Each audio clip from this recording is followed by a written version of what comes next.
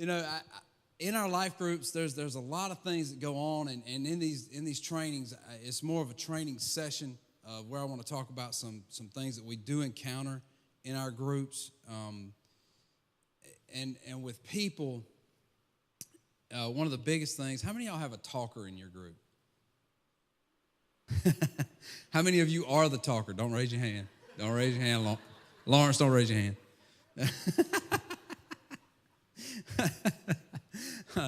Well, and as you know, with the talker, it's always difficult to, kind of shut that down.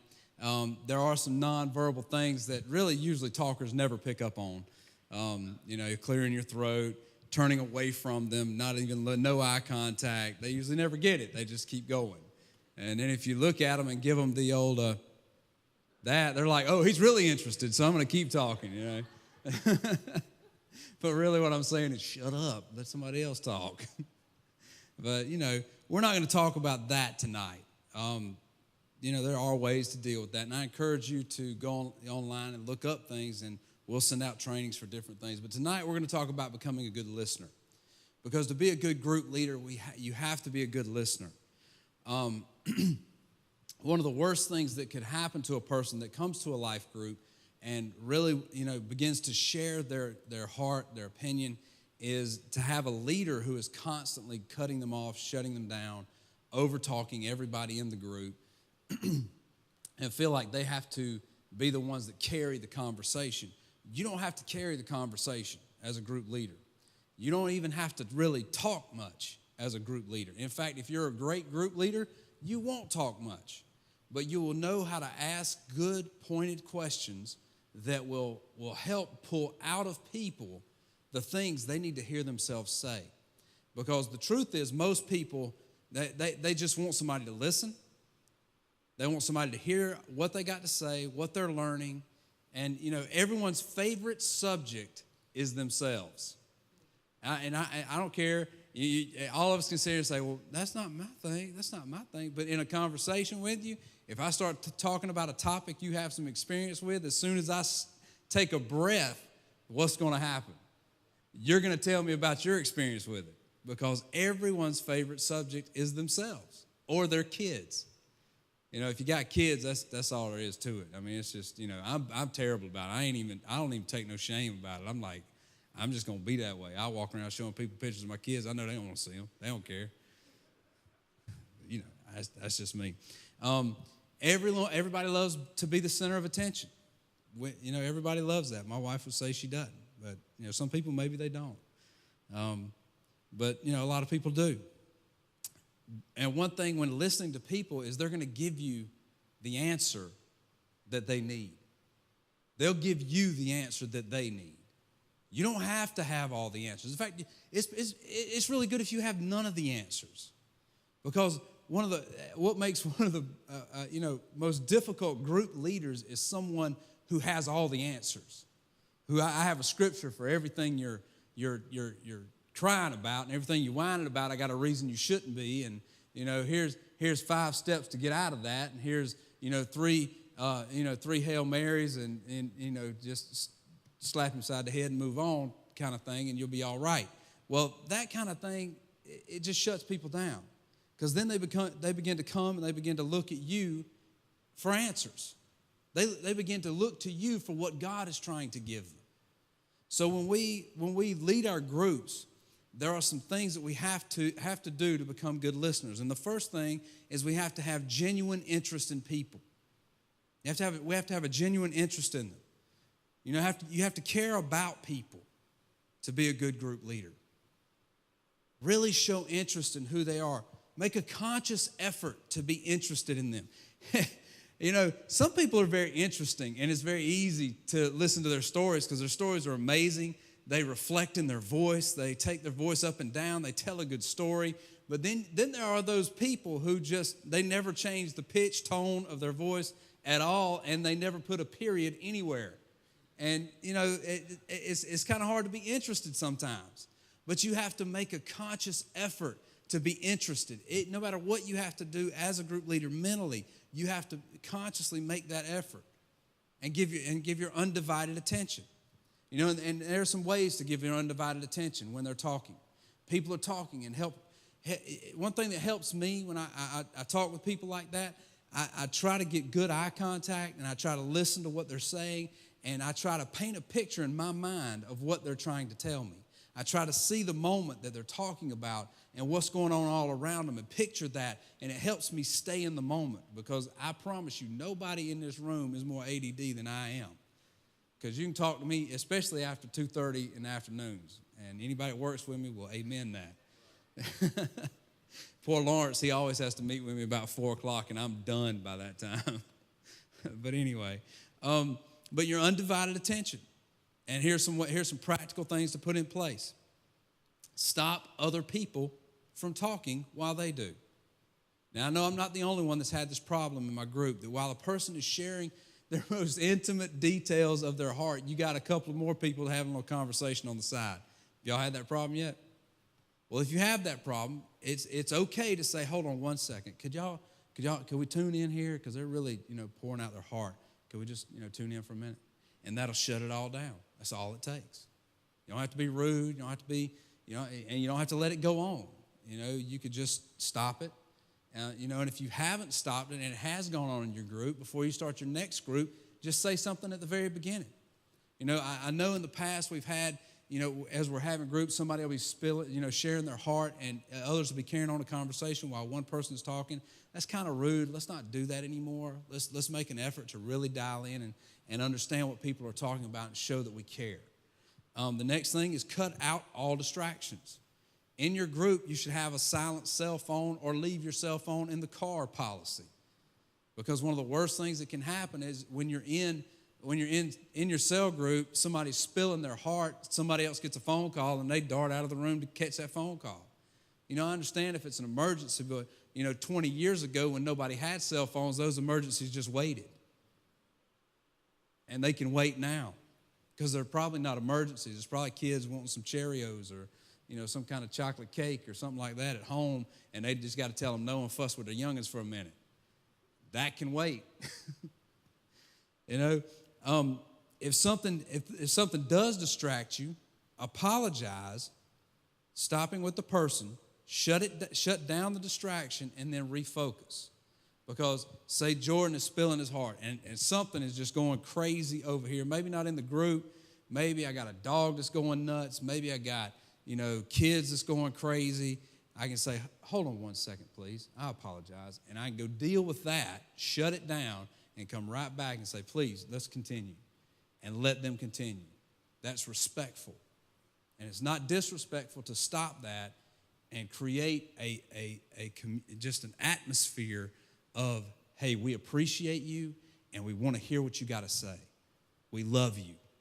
That's what that communicates. And train the people in your group that whoever's speaking gets our full attention. It's very easy, just some practical steps. And we do that by modeling it, by modeling giving our full attention. Because the worst thing we can do is if, say, a person starts talking to somebody else and spilling their heart to them, worst thing we can do is begin to carry on our own conversation with somebody. That's disrespectful, and it sets a model for your group. That when someone's engaged in spilling their life to you, they can carry on conversations. Model it and tell them. You got to tell them. The next thing is body language. Really, about 80% of what we communicate is through body language. It's like 78%, but that's the scientific facts. Is through body language.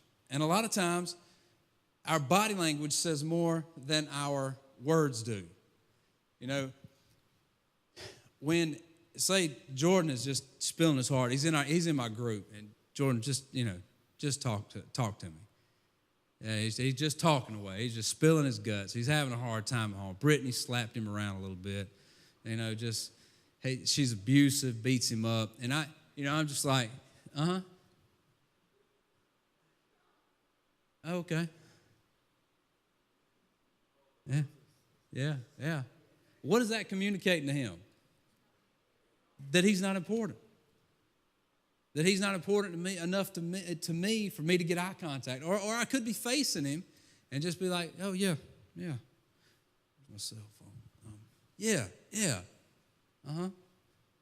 Oh, really? Oh, that's terrible. It's terrible. Really?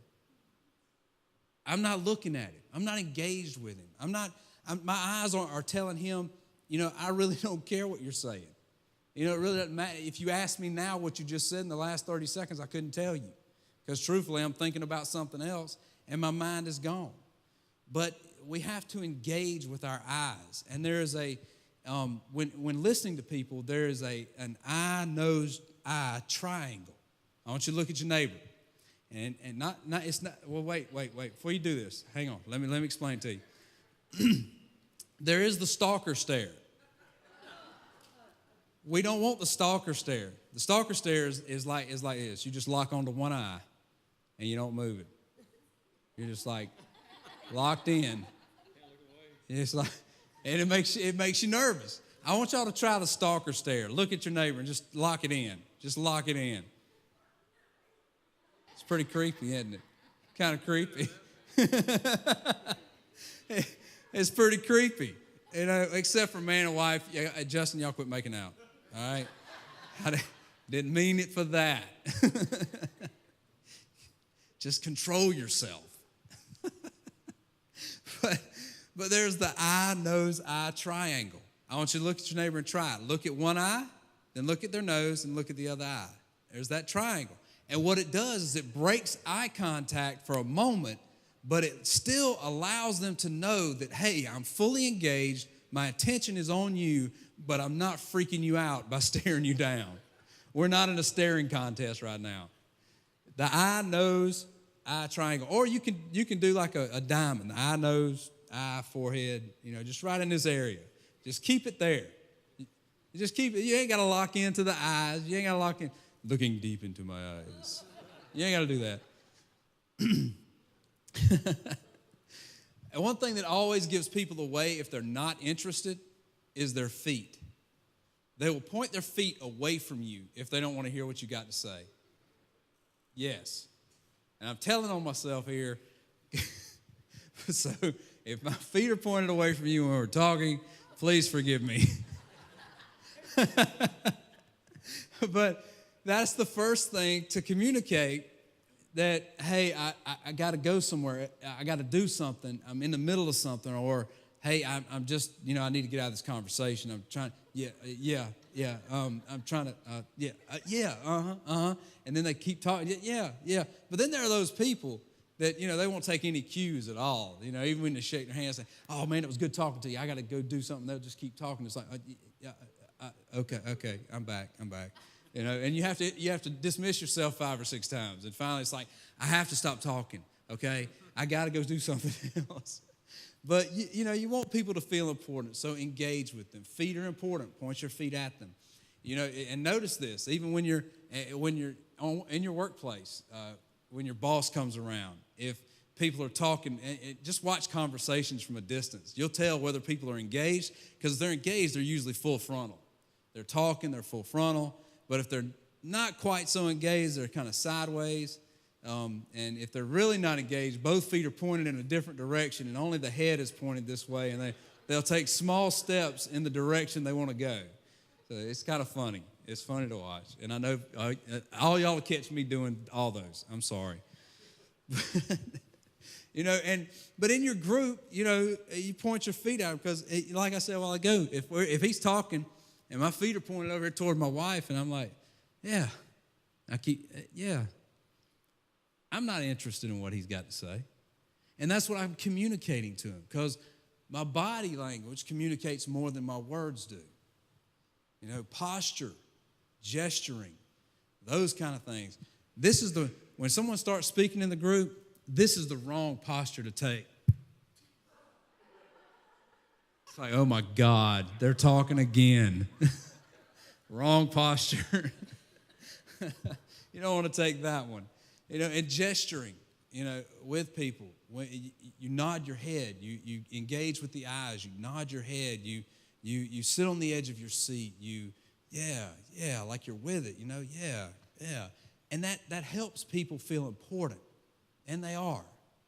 That goes back to point number 1. We really have to value people.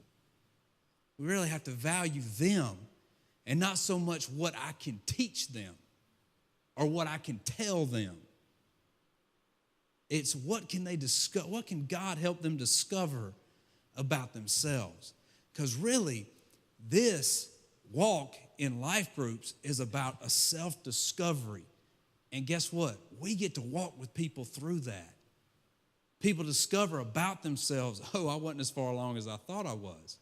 Or they discover God has this for my life, or God has that for my life.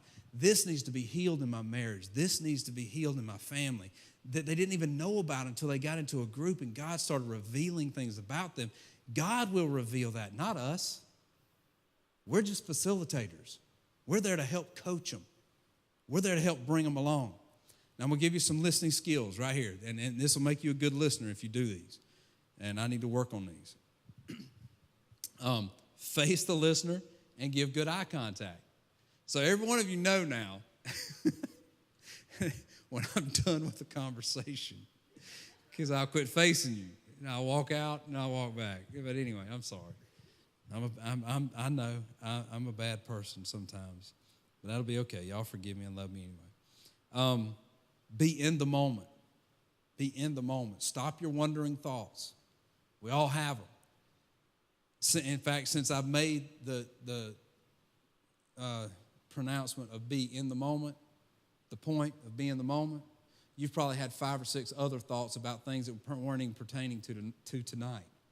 You know, maybe what you're going to eat when you leave, or what clothes you're going to lay out for tomorrow, or what you got a grocery list you're making out, or hey, I could be doing this. Our minds are always running on rabbit trails. Always. We have to rein them back in and cut out distractions like I talked about earlier. If something's going to be a distraction, cut it out. You know, we got to put it out. If it's phones, if it's kids, if it's dogs, if it's whatever, we got to cut it. If it's other people, we got to stop the distractions. Listen and do not assume. This is a big one, and I see it in the church all the time, and I do it, and I have to really rein myself back on this. Do not assume that you know where they're going with their thought. Don't finish their sentence. Allow them to finish their own sentence, because it may be going in a direction you had no idea. Allow them to speak and don't speak for them, because when I finish your sentence, it means I got something to say and I want you to get finished, so I'll finish it for you, and then I'm going to say what I got to say. It's impatience. It's being impatient, which I've been told that 3 times today that I was impatient. And it wasn't all by my wife either. It's by other people. Don't interrupt. Do not interrupt people. And I know I'm bad about this too. I get excited and I'll interrupt. People will say something and I get excited and I'll just bust in and interrupt people. And I don't even know I interrupted them until they say, hey, you interrupted me. But some people will never say, hey, you interrupted me. And thank God, you know, I'm in a married group, so I have my wife to put her hand on my knee and say, hey, you interrupted them. Oh, I'm sorry. Well, go ahead. I didn't mean to do that. You know, and I do it all the time. You know, ask anybody I work with, they'll tell you. And I have to catch myself. I'm sorry I interrupted you. You know, I have to let them continue because I didn't mean to. It just happens. Give feedback. Don't just let somebody talk and just hang out there. You know, pouring their guts out, and it's like nobody else is dialed in at all. You give verbal feedback and nonverbal. The nonverbals we've talked about, the verbals we haven't.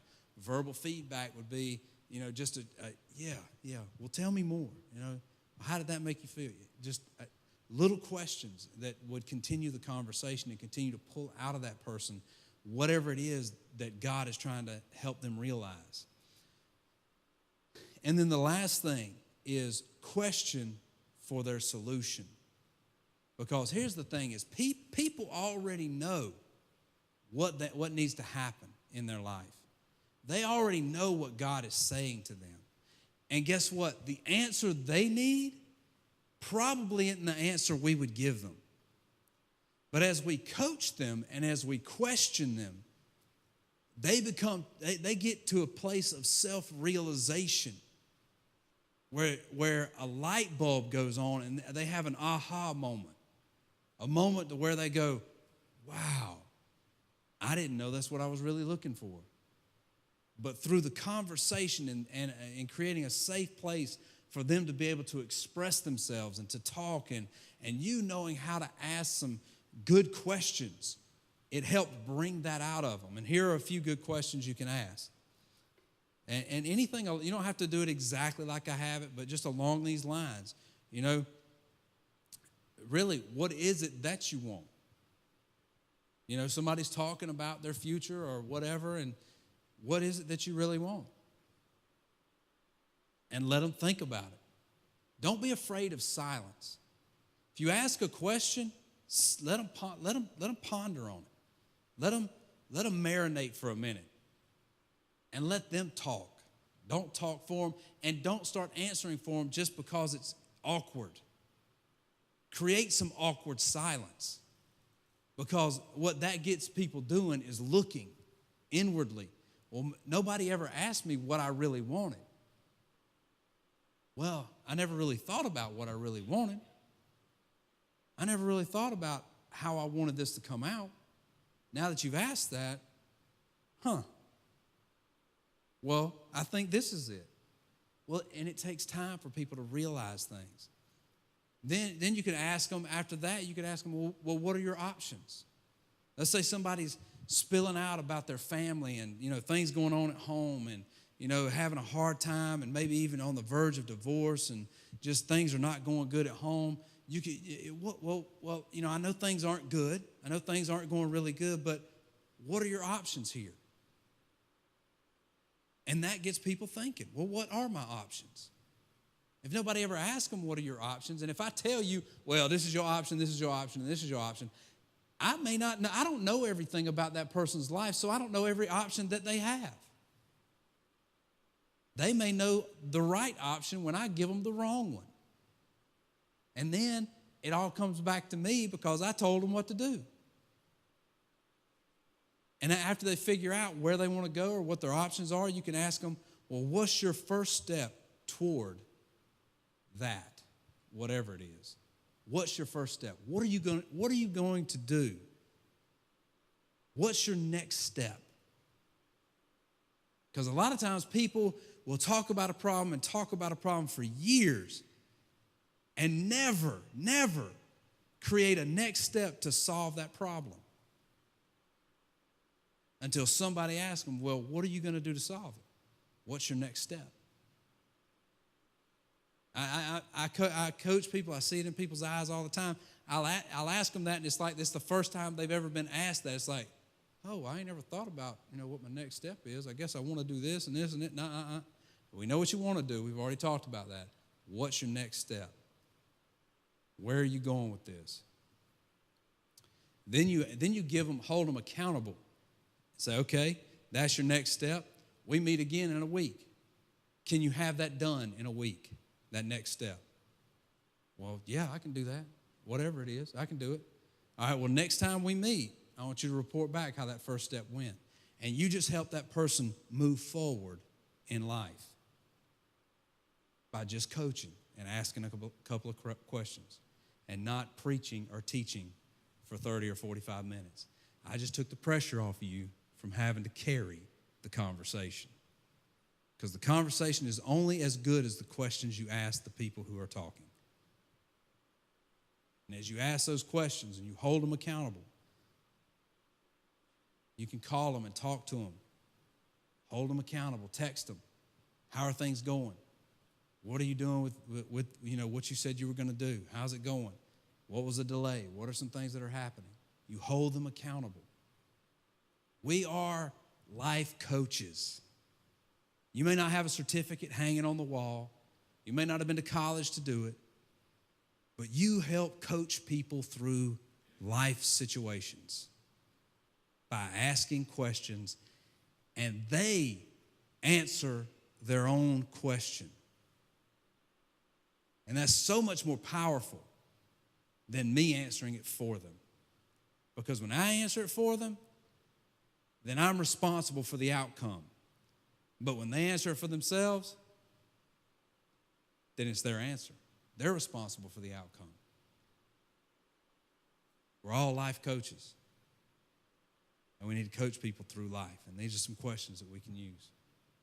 That's all I got. Where's Valerie at? There she is right there. All right, we got a couple of announcements. I want to take any questions first.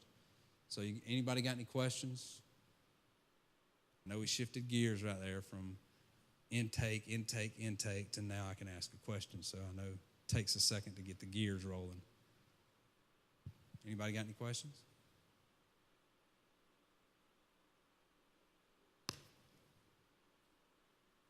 Yes.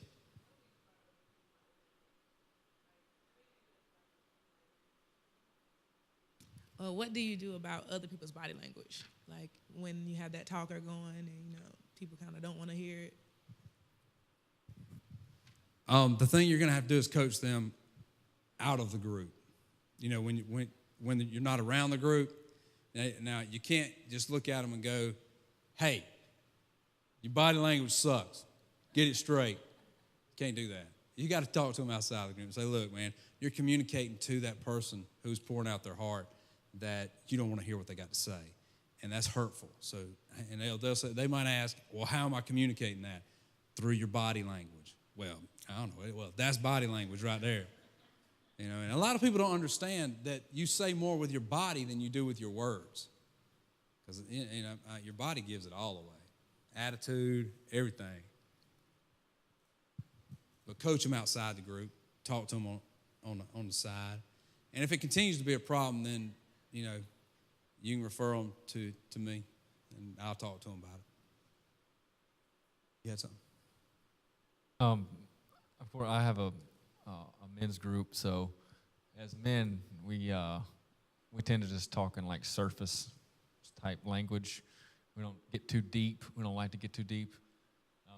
We've kind of scratched, we've kind of gotten into some stuff, but when I try to keep digging, like you're saying, asking those questions, the person just doesn't want to dig anymore, and they refuse to dig anymore, So, I'm trying to, like you were saying, help lead them to that discovery, but it's kind of difficult if they don't want to come to that discovery. Yeah, it is. One way you can work with that, because sometimes guys especially are not open in a group setting. And sometimes it may take more individual, let's go to lunch, let's go have some coffee, let's hang out, let's talk about it. And at those times, dig in a little bit. And as they open up and begin to open up that way, you can tell them then, hey, man, if you would share this in the group, it would really help break things open. Because as one shares and opens up, it usually opens the others up. But sometimes you can open up, be tears and all this, and get to the next thing like, well, yeah, I ain't got all them problems, but God is good. You go on to the next person, but that's really until you can find it, until that becomes the norm in your group. All the guys stay shut down. But what you do is you work on them one at a time to get them to open up, and then open up to the group, and then work on another one, get that one to open up and open up to the group. And then there's an openness about the group then. Because then if me, you, and Carnage are in a group, and me and you two aren't open at all, and I'm open, and y'all are like, okay, well, that's you. I'm glad you all right now, now that you done spilled your guts, but we all right. And me and you hang out on the side, and you open up, and you start with all these things that's going on in your life, and we come back to the group. Now we've created an atmosphere of openness between me and you. And Carnage will feel left out, and he'll open up just because he feels left out. So that's the best way to do that. I'm in a women's group, and when we're trying to talk about a topic, we're women, so we get completely off topic. How can I? And I'm guilty of it too. I'll just, oh yeah, this, and this. But when I try to, shut up. How can I get my group back on track?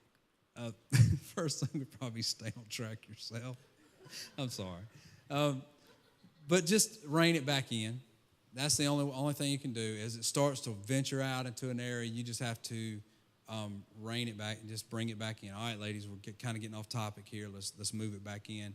and probably, just quote something that somebody in the group had said that was on topic. Say, Bree, well, you said this a while ago. Let's talk more about that, and put it on somebody to talk about the subject. That'll help bring it back in. Yeah. My wife's probably a part of the problem. She's in your group. Yes.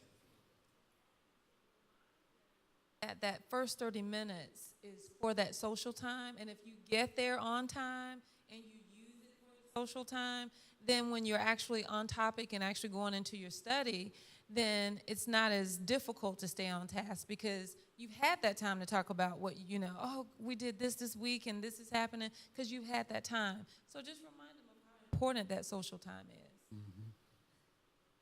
And you had a question? I have a women's group, and I find it hard to know. I know we have our times, and I understand that 8 o'clock we're supposed to shut it down and start with the prayer request. But if someone is talking and they seem like they're just about to get to where they need to be, how do you say, can you hold on? You have to be there right now. It's time to pray. I mean, how do you stop that, or do you let it go on?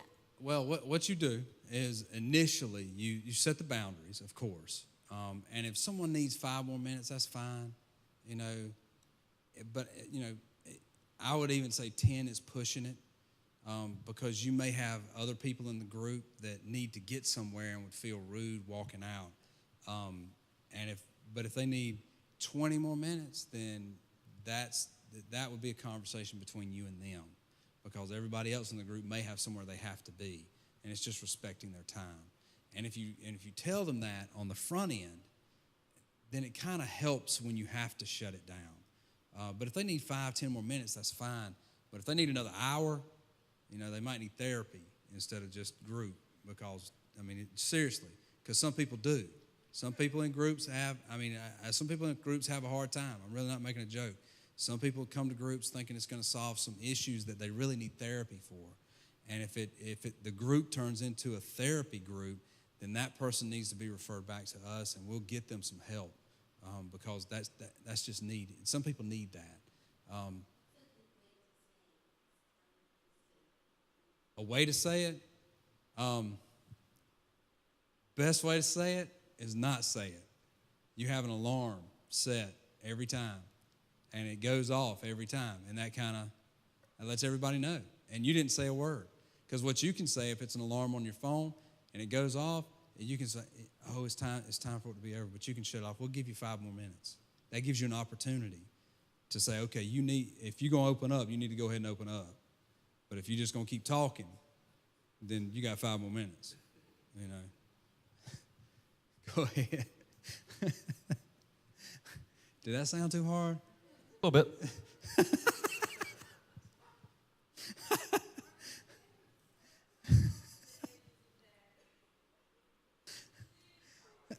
I was looking at my wife. I really wasn't asking none of y'all. I was asking her. Soften the edges. Give them 6 minutes.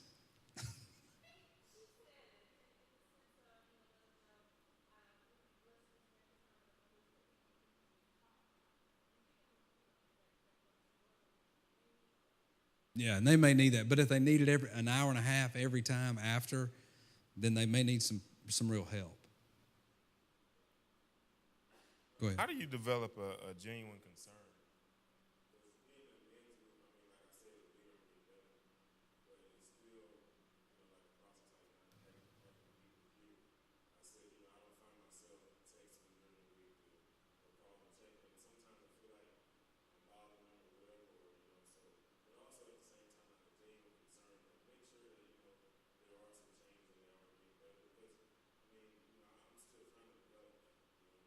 In yourself? Yeah, in myself. Okay. Them, you know what I'm saying? Yeah.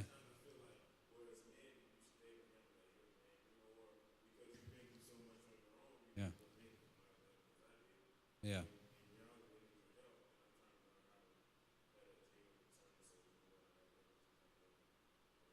One of the things that worked for me, because I was very much like that for a long time, that I'm like, well, I got through it. Buck up, man. dust yourself off, keep moving. You're a man up. What helped me is with people with that, I have to systematize things. You know, I have to put it into my phone, into my calendar. Check on this person. You know, just text them, email them, talk to them, call them. I have to put that in my calendar because if I don't, then I'm just not going to do it. And then, you know, a week or two will rock by, and I'm like, well, I ain't even talked to them. I don't know how they're doing. They were struggling last time I talked to them, but hey, they ought to be able to get through it. And then I get in touch with them, and they done backslid, and they done gone out and done some crazy stuff that I could have helped them not do. You know, but if I systematize it and put it in my phone, whether I feel it or not, it's on my schedule, and I do it. You know, do it whether you feel it or not. Put it in a system for yourself, whatever works for you.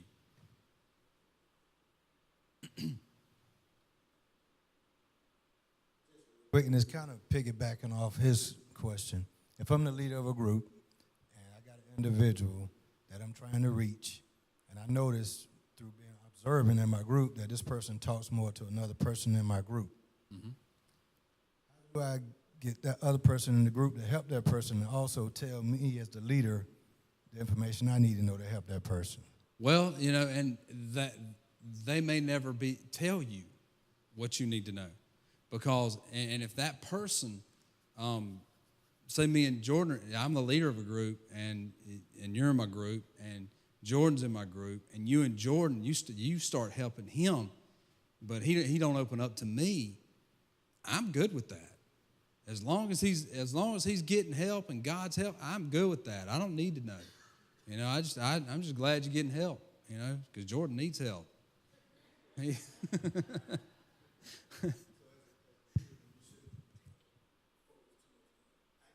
Right. It ain't about, you know, I'm the one that's got to help. I got to help. I got to know everything. This is like hands open. And whoever can minister to whoever, let it happen, you know. That's good because Hold on 1 second. Unless you have someone of a different religion in your group that's not saved, they're of a different religion, then you cannot allow them to pour into somebody else until they get right. That's the only case where that would be changed. that is good because that's what we did in the beginning. We exchanged phone numbers, the ladies in our group. So, and I let them know, you know, if I'm not here, you feel free to contact because we all lead it in the same, and we can help each other out.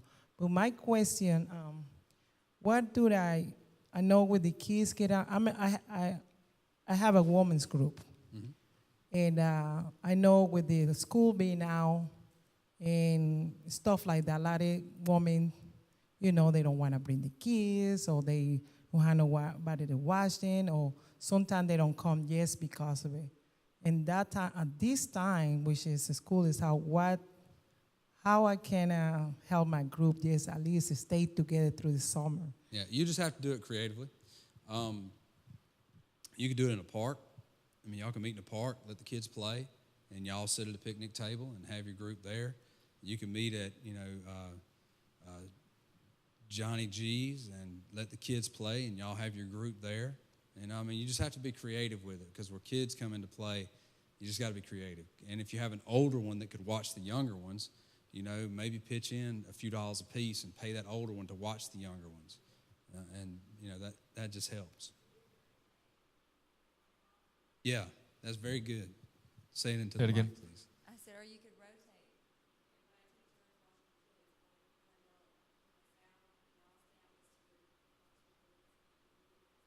Yeah. Now, yeah, that'll work. Just got to be creative with it. Any more questions? Somebody raise their hand? All questions answered?